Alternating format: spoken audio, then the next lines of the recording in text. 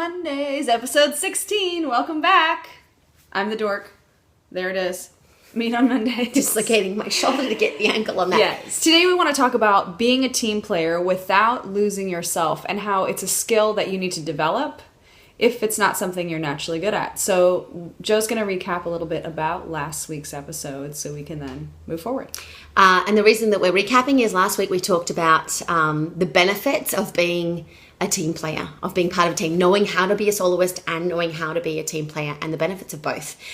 Simply because we do see a shift in the dance world at large of the focus being on individual acclaim and the featured roles and the featured solos, and how people are losing the value and the benefits of what it is to be part of a team. It's not all about you.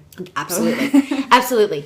But what we didn't get to talking to last week, and we really want to touch on, is there are times where being part of a cast, being part of a team, being part of a collective can push buttons for people at different times, and they feel like they lose a part of themselves, or they feel like they have to squash down who they are in order to fit in and be part of that team. Did you like that body language?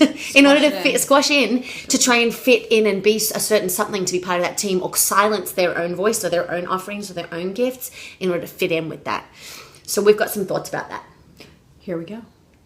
So first, it's really important to recognize strengths in others without comparing yourself or feeling less than. So if someone has, better technique than you, don't feel like you are totally never going to make it as a dancer because your technique is not quite what theirs is. Admire that and move on to what you're really good at and focus on, I'm going to get better at that. Let it be an invitation. Let it be, when you notice that and you can recognize that and acknowledge that in somebody else, you then sort of give yourself permission to have that be something you can aspire to.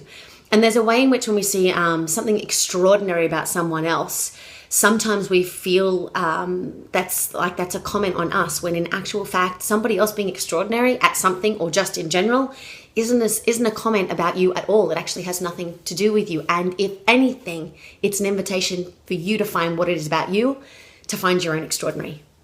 Beautifully said. Thought number 2, congratulate others. And the reason, round of applause. And the reason that I would say this is I know from personal experience that congratulating somebody when you're feeling insecure or threatened, in some cases for some people bitter or angry because it wasn't something that they achieved, or they let it threaten them in some way, congratulating somebody else can feel almost impossible to do it genuinely, not just to throw a few words. Because let's be honest, throw a few fake words at somebody and everybody can feel the fakeness in the air. So I'm talking about authentically congratulating someone else. And if you find that any of the things I just mentioned get in the way, be kind to yourself about those. Recognize that the button's being pushed or an insecurity's flaring up and having its moment of tantrum inside. But see if you can find a way to move yourself out of that and be genuine about your congratulating of other people. Right. And I think another good point to go along with that is congratulate yourself on even the smallest accomplishments. So if you're someone who just doesn't get, I don't learn choreography very quickly, and you actually hang in there and you get the first, 30 seconds, but not the last. Today I got the first 30 seconds. Just celebrate the little things, because it puts you in an energy to continue forward in a positive way. And it leaves room for more congratulations, more growth, more strength for yourself. Not a whole lot of progress comes from beating yourself up about stuff. Mm-hmm. So learning to congratulate yourself rather than waiting for like that every 5 years for some huge accolade or achievement. Congratulating yourself along the way with the little things that you notice keeps you in that, like Tini said, that energy of progress. You are so cool today for doing something. I know it. I'm cool every day. Thought number 3, listen to how you feel. We're big believers in honoring how you feel about something, but there's definitely a time for some filters on that. Simply because sometimes how you feel how you think you feel in a moment might just be your ego having a big fat tantrum on the inside. So yes, it's important to listen to your boundaries, or whether you feel like being a part of something. It's important to acknowledge how you feel about something, but are you being judgy? Is it your ego? Having a little bit of awareness of, okay, how I think I feel right now, is that really being driven by something else? Is it being driven a little bit like by jealousy? Is it being driven a little bit by the fact that I'm really cranky today because I didn't have my favorite breakfast cereal? So having some filters in place to be able to catch yourself so that you're not throwing off words that you don't really mean left, right, and center. So number 4 is something that Joe says quite often about staying on your mat, being really focused on what your responsibility is with a team and not pushing down on someone else who might be getting count 5, 6 wrong. Well, can you get it right? Can you get it, can you get it this time? It's not your number 1 responsibility to correct someone else or to judge them. It's all about you just being focused on what your responsibility is. And normally when a choreographer or teacher gives corrections, and I'm sure as a teacher or choreographer, any of you out there have experienced this, when you are giving a correction, sometimes there's that student that they just know, I've got it. They couldn't be talking about me. Well, actually, yes, the corrections are for everyone. So just check yourself in the event that you're getting a correction for everyone and say, maybe I'm playing a part in this. Let me just see what I can do. It's definitely not about shunning everybody else. Yeah, staying on your own mat, keeping focused on your journey and not judging or commenting on anybody else's is not about shunning out everything that isn't what's going on in your head, because we do need feedback, we do need information, and it's definitely not about not paying attention to the information that's being given to the group and assuming it's for somebody else. Thought number 5 is making a positive contribution, not just when you're thinking you're going to get something out of it. So it's contributing positive energy. It's adding a thought or a turning up in the best version of your physical self, contributing not just when you think you're going to personally get some applause, acclaim. It's about seeing the successes of the team as important, not just waiting for the gratification for yourself. That becomes a very self-centered. It can be a little bit, it focuses on inflating the self at the cost of the team energy.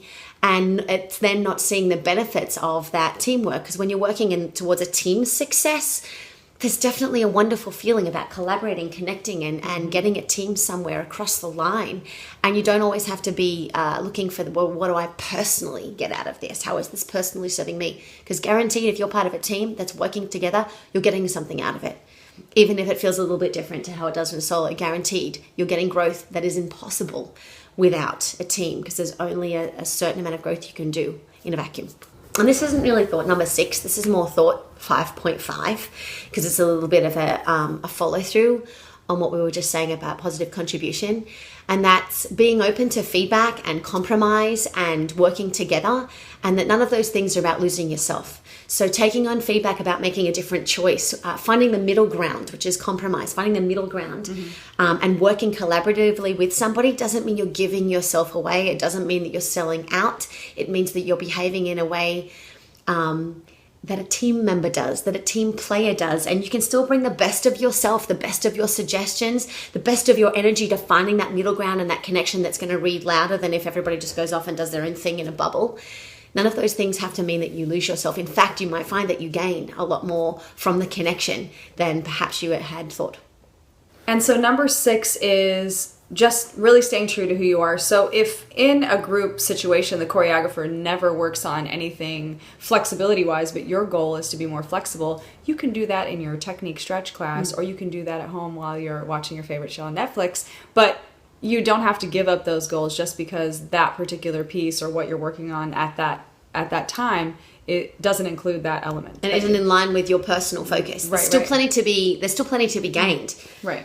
And the other thing is, as we get older and we go out and audition, it's important to know what your boundaries are and be able to establish those with being able to establish those and think, is that something I'm just afraid of or something I'm unwilling to do? Because sometimes you might be asked to do things that are outside of your integrity or just are not in line with who you are at all. Or just cross a line for you. And you're just like, I can't do that. And it's really important not to give up yourself and your self-worth for a job or for a like or for a friend or for just be yourself and be happy about that. Absolutely. So as you'll know if you follow us, if you know us personally, or if you've seen our work, we say be you, and we really mean it. But the important thing is you don't need to go it alone in order to do this. There's so much to get and gain from your interaction with others, which is in all of those things, the collaborations, the connection, the community efforts, the teams. And so the invitation is to bring the best of you, to bring the whole you, the real you, to every team, cast, collaboration, group scenario that you are a part of. You don't have to throw you out in order to be a part of something or squash yourself into a box of what you think you're supposed to be. Like we said earlier, you in a room, you in a crowd, why should they be different? Right. Be you. In more than a whisper. Thanks, guys. Thank Bye. you.